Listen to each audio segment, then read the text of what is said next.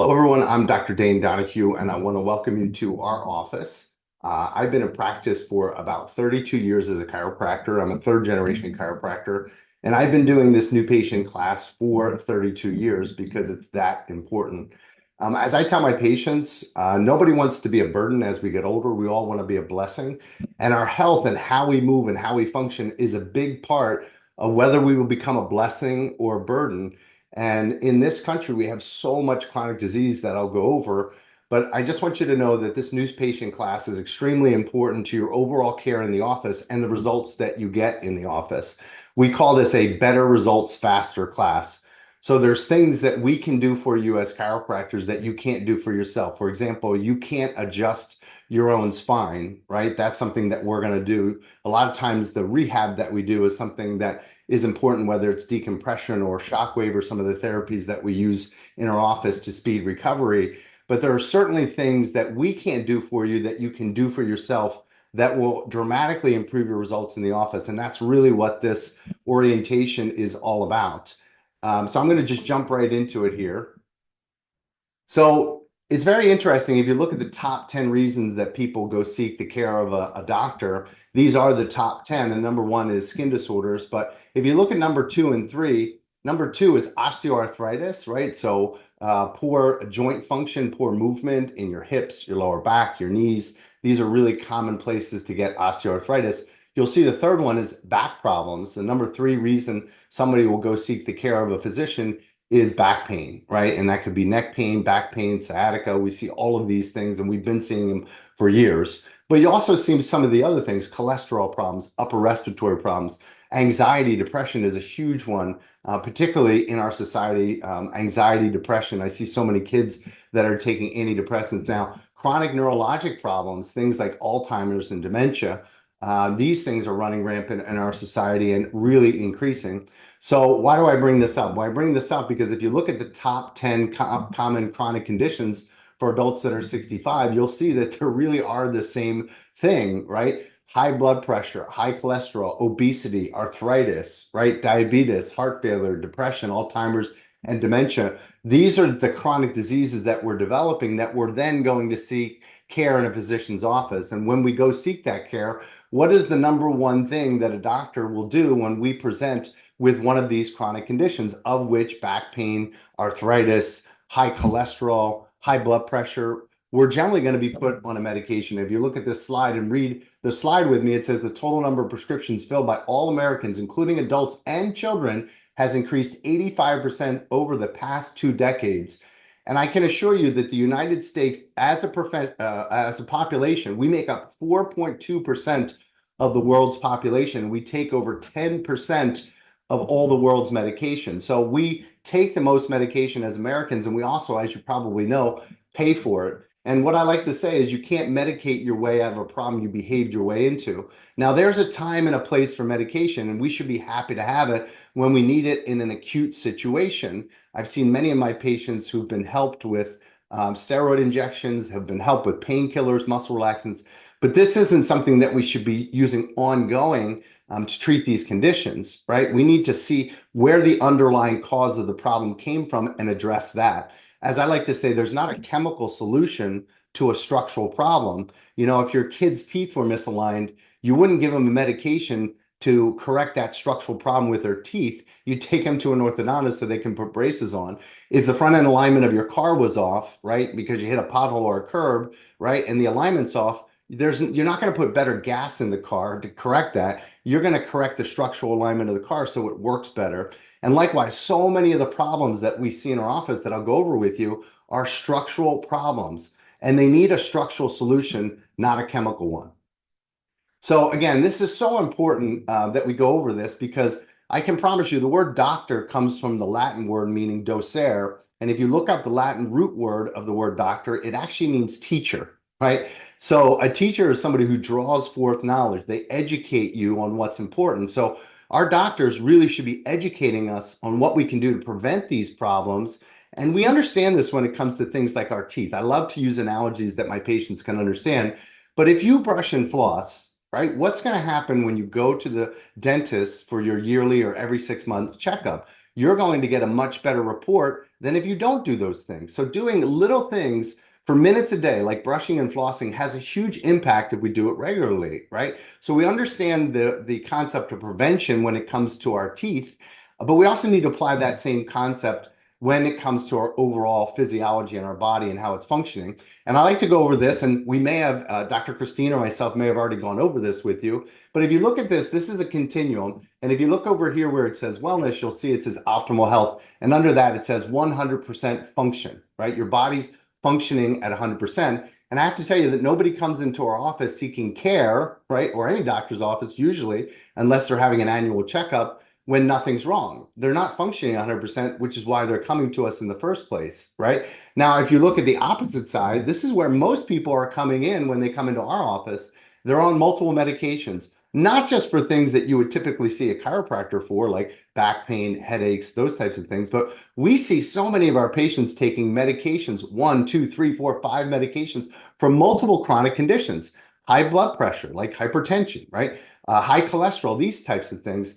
And again, are you going to function better taking more medications? Are you going to be a blessing later on in life taking more medications? Or are you becoming a burden as you develop more chronic disease? So the goal is to never get the chronic disease in the first place. So you are somewhere on this continuum, I can assure you. Now, a lot of people are in what I call the comfort zone, and I call this the worst place to be, because if you look at this, right, it says comfort zone, false wellness. You don't have any symptoms, right? Now, we can ask, is symptoms a bad thing or a good thing? And most of the people will say that symptoms are a bad thing.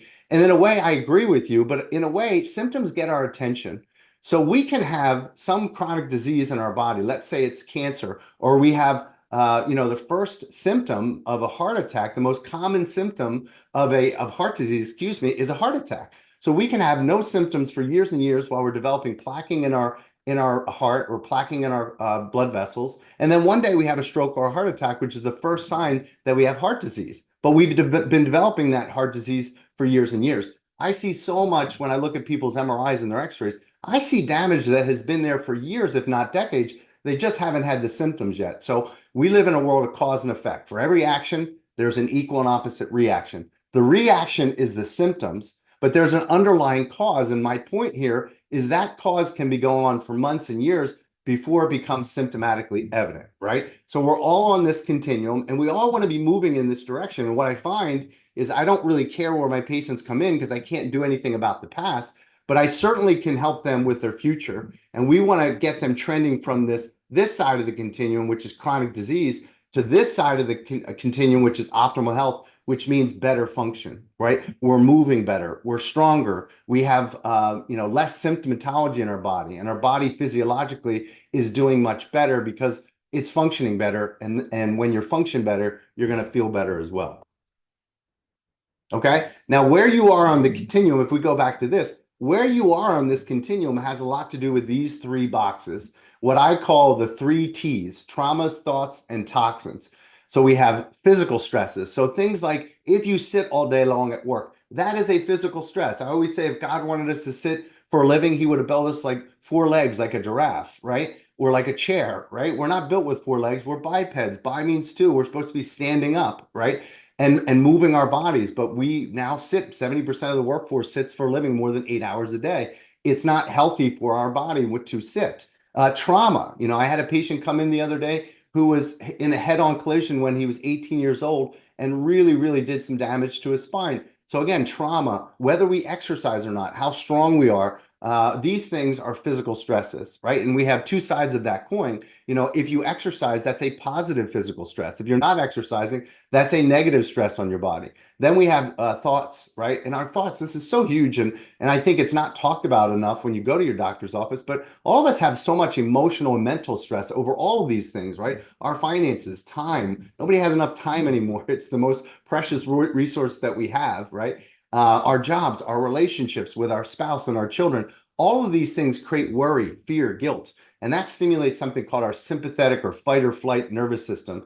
And our fight or flight nervous system is really important. It can save our lives, but it's not meant to be switched on all the time. I always tell people, your sympathetic nervous system is like a light switch. It's only supposed to be on when you need it, right? When you leave the room, you shut off the light switch. And it's now that we're under so much stress that we're burning the candle at both ends. but that sympathetic tone in our nervous system is creating a lot of damage to our immune system. It's creating tension in our body. And then the last stress, the toxins, or these are the things obviously that we're putting into our mouth or that we're breathing in. So think about all the toxins, the plastic, the additives, and all the chemicals in our food, right? The seed oils, the high fructose corn syrup. And I could do a whole lecture just on biochemical toxins. But when you put all this stress together, the physical stress, the mental emotional stress, the biochemical stress, that is going to determine not only which direction you're moving on this continuum, but how fast you're moving in that direction. And this is what we want to educate our patients on so that you're doing the right things outside of the office so that you can get the results that you want inside our office. And I can tell you the people that move better and they think better and they have better emotional tone to their nervous system and they eat better, right? They eat the right foods, they're taking the right supplements. They just get better results in our office. And I can tell you that based on my 32 years of experience. Now, a lot of you are coming in with back problems. You have neck issues or lower back issues or sciatica or migraine headaches or pinched nerves. And so we want to talk about how are we going to fix your nervous system, right? And so I always like to talk about the three core essentials to good spinal health, right? And those three core essentials are alignment. The second one you'll see is core stability. And then the third one you'll see is spinal compression, okay? So we are going to talk to you about these three things, but briefly, alignment is so important. We have 24 vertebrae in our spine, 7 cervical, 12 thoracic, 5 lumbar vertebrae. We have 31 pairs of spinal nerves that communicate with our body. We have a brain and a spinal cord that sits within that movable column of bones. And it's super simple. We call it a subluxation, but when a bone moves out of place, when a bone completely comes out of place, if you dislocate your shoulder, that is when the bone pops out of joint.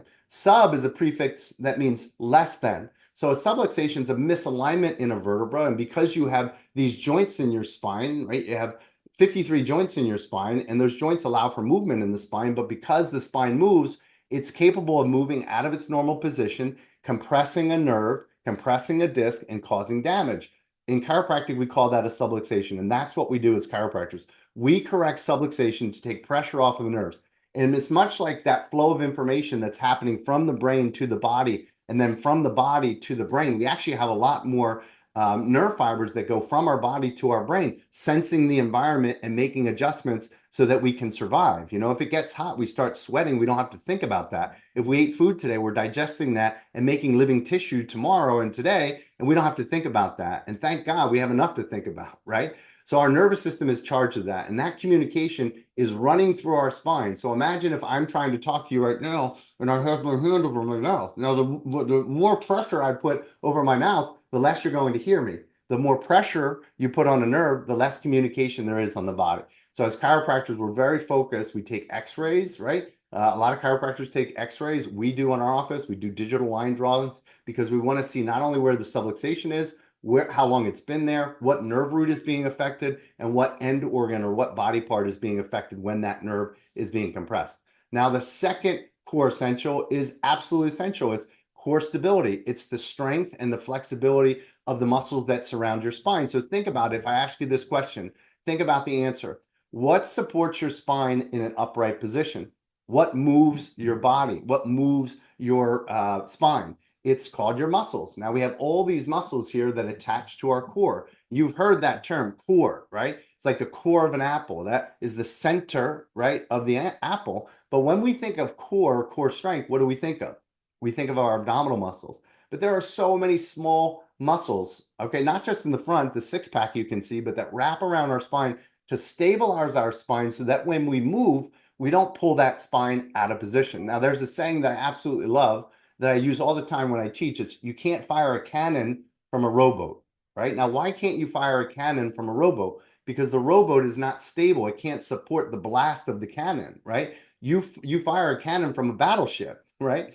And what I'm getting at here is when you move, if you don't have a battleship for a core, it's very easy when you use these large muscles. I hear so many patients, I was just bending over to pick up a pencil when I threw my back out. Well, a pencil doesn't weigh that much. It wasn't the pencil. It was the fact that you didn't have stability in your spine. So when you moved, that vertebra shifted out of place and either irritated or tore a disc or pinched a nerve.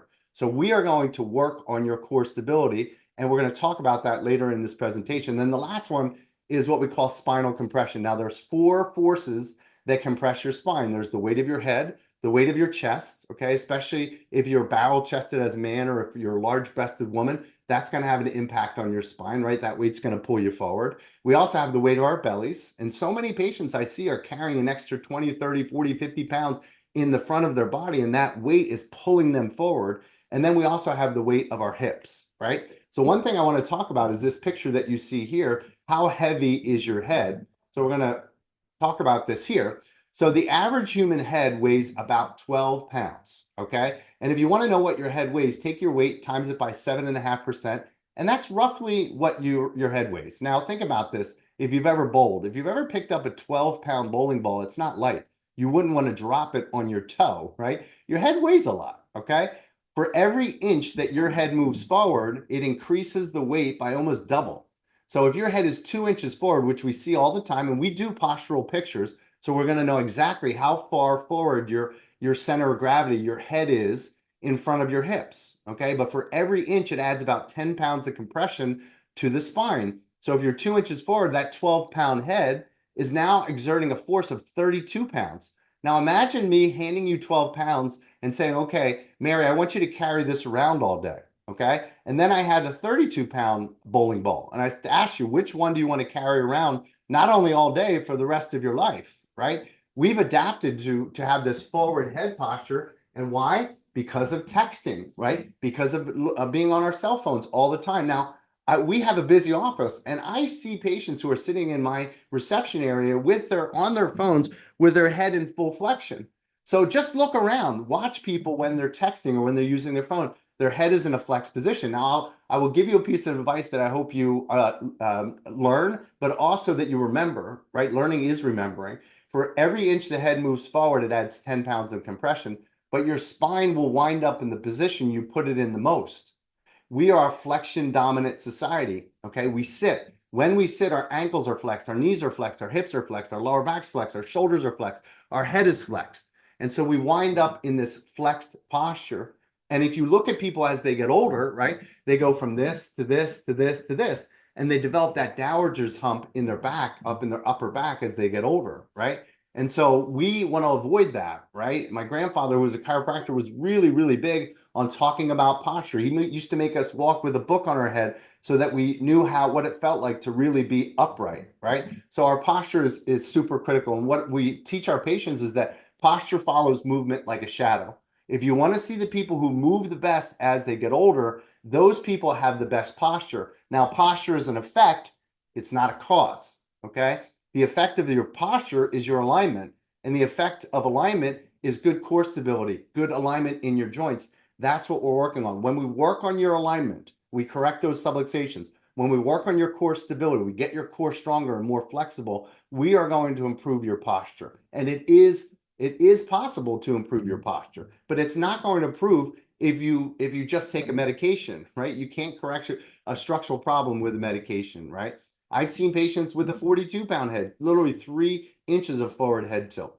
Now, this is what this looks like on an X-ray, okay? This is the normal curve that a person should have in their neck. From the front of the body, the spine is straight as an arrow, but from the side, we have this nice forward curve in our neck and our lower back. They're called lordotic curves. Those curves help to make the spine more flexible like a spring. So the weight of the head is actually transmitted through the curve, not straight down in the neck.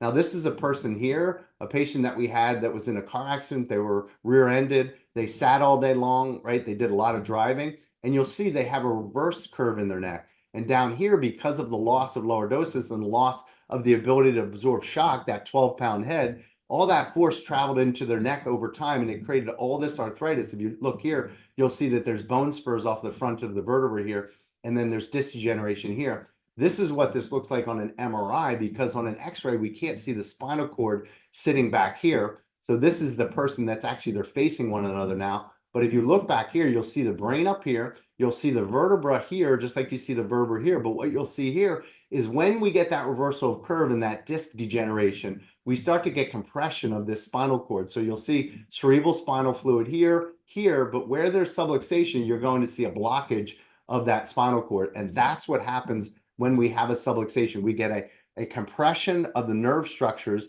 And once there's compression, it's like me, putting my hand over my mouth, blocking that information.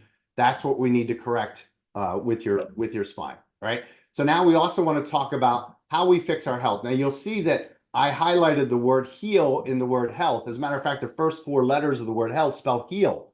We want you to heal better. And what we find is healthy people heal quicker and heal better.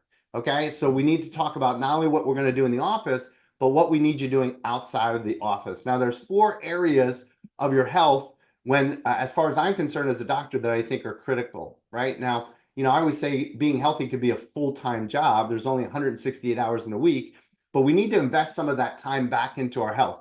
Things that matter most should never be at the mercy of things that matter least. You matter. If you take you out of the equation, a lot of people's lives are going to be impacted. So you need to invest time back into yourself so you're the best version of yourself. You're the healthiest version of yourself so you can go out and bless the world with good health instead of being a burden because you have a bad back and bad knees, you're carrying too much weight and you're on 4 medications, you have no energy, your thyroid doesn't work anymore. And this is a story I hear every day in my practice. So there's 4 areas: moving better, eating better, thinking better, and sleeping better.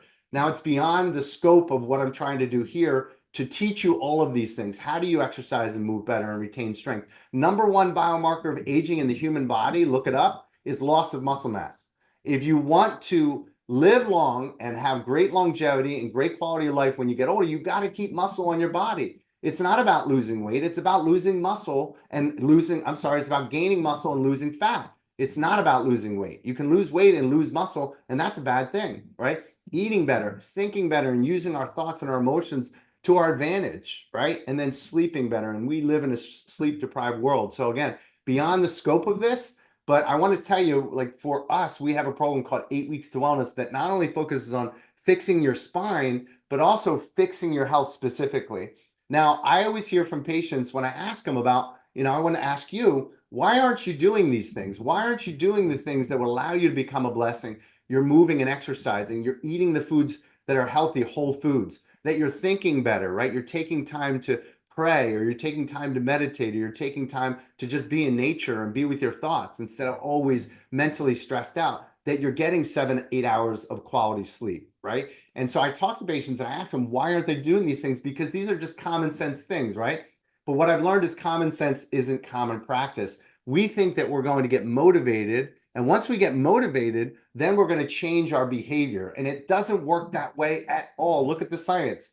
You will actually start acting on these things, start doing these things, get on a program, hold yourself accountable by having an accountability partner, right? This is why 8 Weeks to Wellness works, because we give people the structure. We give them the plan, we give them the coach, right? We hold them accountable, we show them their numbers pre and post. And by doing this, we hold person accountable. They have a schedule. So when you show up and you start to see these changes in your health, you feel better, your energy's better, you're losing weight, you're gaining muscle, your posture's better. That is going to motivate you, not the other way around. You'll start doing and then be motivated by the results, not have to get motivated and then change your behavior. And this is what we want for all of our patients. We want you to take action on the things that matter most in your life, and your health is probably one of the biggest things.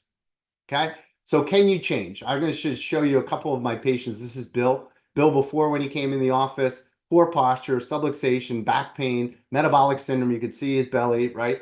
This is Bill 8 weeks later, okay? And you can see the huge change in his posture, that forward head posture. You can see the change in his midsection. He's losing visceral fat. His blood work was improving. He was pre-diabetic, this man.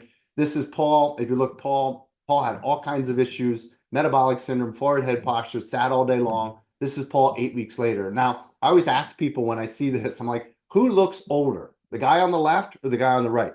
Who looks younger? The guy on the right or the left? Obviously, the guy on the right looks much younger than the guy on the left, but the guy on the right is 8 weeks older than the guy on the left, because we have biological health and chronological health. Even though this guy here on the right was chronologically older 8 weeks, he was biologically younger because he reversed his physiology by changing his behavior.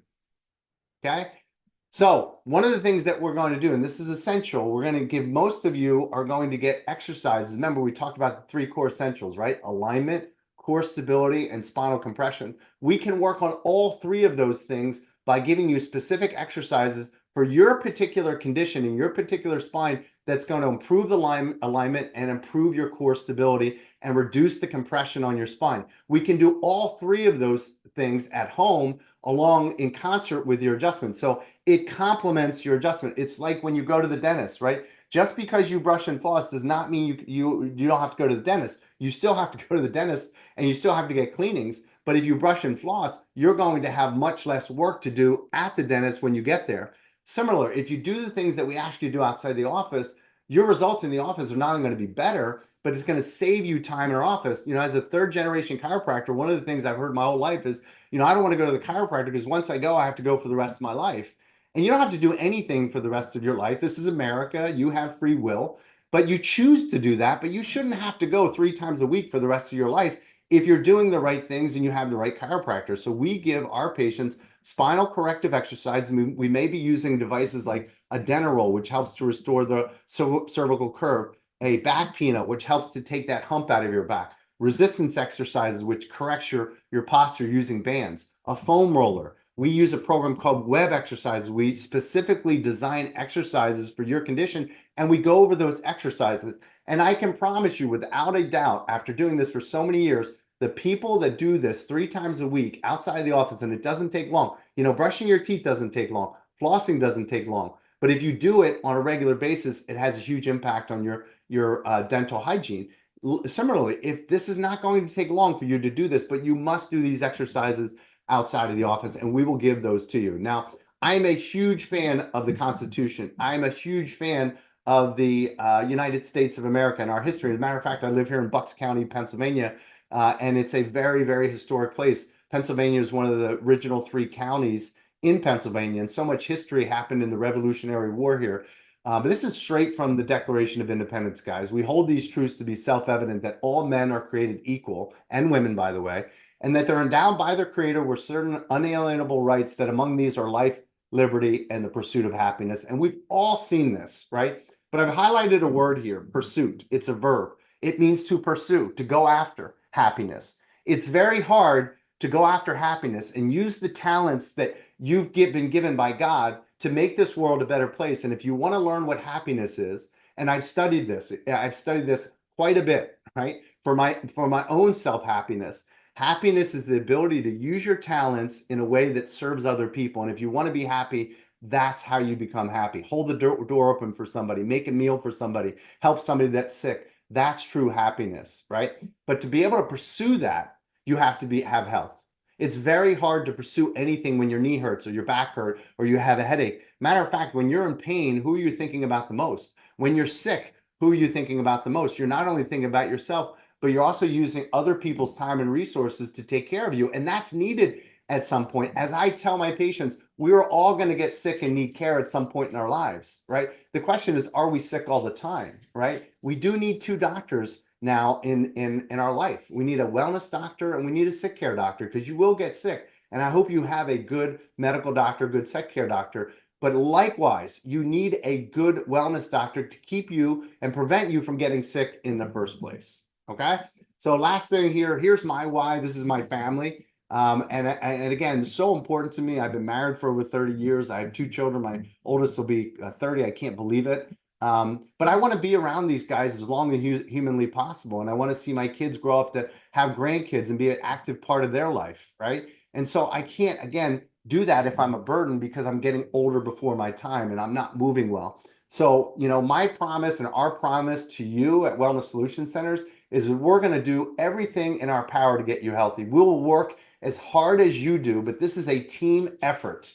You have to work as well. And if we have this partnership where we're the doctor, we're educating you, we're correcting your subluxations, and then we're holding you accountable to doing the right things outside of the office, eating better, moving better, thinking better, and sleeping better, you are going to love the results that you see in our office. Okay. So I'll just finish up with this. I want to thank you for your time and attention. I hope you learned something today. As I said, I used to do this in person. I used to make my new patients come. It was a prerequisite to get care in my office. You had to come to our new patient orientation. Now you see why. I think, you know, people that are better educated are better consumers. right? You can use a product better when you understand it. And hopefully you understand chiropractic a lot better. So I want to thank you for your time and attention. I want to make sure you're sharing this information with your loved ones. So many people, guys, are suffering. They're going to the doctor and just being put on more and more meds. And again, there's a time and a place, but it's not every time and every place that we need medication. And this information could literally save someone's life. So make sure you're sharing this information. You share the video with them. And I'll just leave with this. You know, I want to be a blessing, not a burden. I want you and your health to be a blessing, not only for yourself, but for your circle of influence, so that it radiates out, so that you improve the quality of everyone's life around you. So again, I appreciate your time and attention, and you guys have an awesome day.